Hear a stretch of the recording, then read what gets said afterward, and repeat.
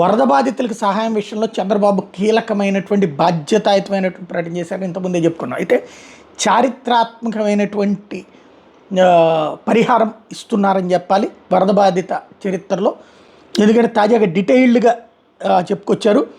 ప్రతి ఇంటికి 25,000 ఆర్థిక సహాయం, మొదటి అంతస్తులో ఉండే వాళ్ళకి 10,000, ఇళ్లల్లో నీళ్లు వచ్చిన బాధితులకు 10,000 రూపాయలు, చిరు వ్యాపారులకు 25,000 రూపాయలు, నష్టపోయిన ఎంఎస్ఎంఈలకి ఆర్థిక సాయం 40 లక్షల నుంచి 1.5 కోట్ల టర్నోవర్ ఉన్నటువంటి వాళ్ళకేమో 1.5 కోట్లకు పైగా టర్నోవర్ ఉన్నటువంటి ఎంఎస్ఎంఈలకి 1.5 లక్షల రూపాయలు. అలాగే బైకుల బీమా మరమ్మతులకి సంబంధించినటువంటి వాటిట్లో కూడా 9,000కు పైగా క్లెయిములు అయినాయని, ద్విచక్ర వాహనదారులు 71 కోట్ల మేర క్లెయిములు చేశారని ప్రకటించారు. 6 కోట్లు చెల్లించామని ప్రకటించారు. అంటే 6 కోట్ల సదరు సంస్థలు చెల్లిస్తాయి. 6,000 క్లెయిములు ఇంకా పెండింగ్లో ఉన్నాయని గుర్తు చేశారు. త్రిచక్ర వాహనదారులు అంటే ఆటోలకు సంబంధించి 10,000 ఆర్థిక సాయం ప్రకటించారు. ఎడ్ల బండ్లు కోల్పోయిన వారికి కొత్తగా ఎడ్ల బండ్లు అందజేస్తామన్నారు. ద్విచక్ర వాహనాలకు 3,000 రూపాయలు చొప్పున ఆర్థిక సహాయం ప్రకటించారు. అంటే 2 వీలర్లకి దెబ్బతిన్నటువంటి వాళ్ళకి.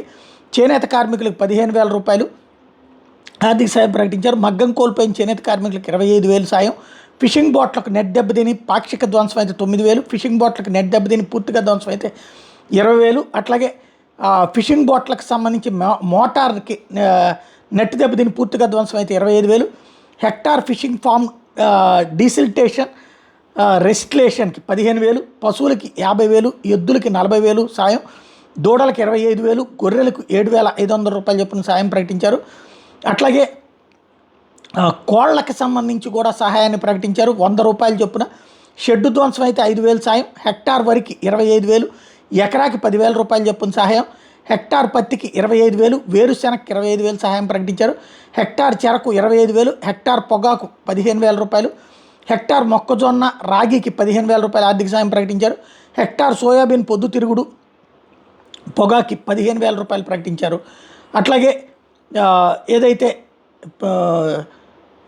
మొక్కజొన్న రాగికి 15,000, హెక్టార్ సోయాబీన్ పొద్దుతిరుగుడికి 15,000 రూపాయలు, జనపనార లాంటి వాటికి కూడా 15,000 రూపాయలు ప్రకటించారు.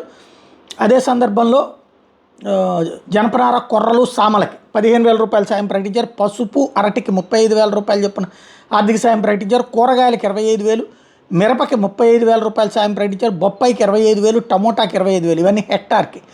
జామకు 35,000, పూలకి 25,000 సాయం ప్రకటించారు. ఉల్లిపాయ 25,000, నిమ్మకు 35,000 రూపాయల సాయం ప్రకటించారు. మామిడికి 35,000, కాఫీకి 35,000 సాయం ప్రకటించారు. పుచ్చ రైతులకు 25,000, నర్సరీకి 25,000 సాయం ప్రకటించారు. దానిమ్మకు 35,000, సపోటాకు 35,000 సాయం ప్రకటించారు. డ్రాగన్ ఫ్రూట్కి 35,000, పామాయిల్ చెట్టుకి 1,500 రూపాయలు సాయం ప్రకటించారు. సెరికల్చర్కి 25,000, కొబ్బరి చెట్టుకి 1,500 రూపాయలు సాయం ప్రకటించారు.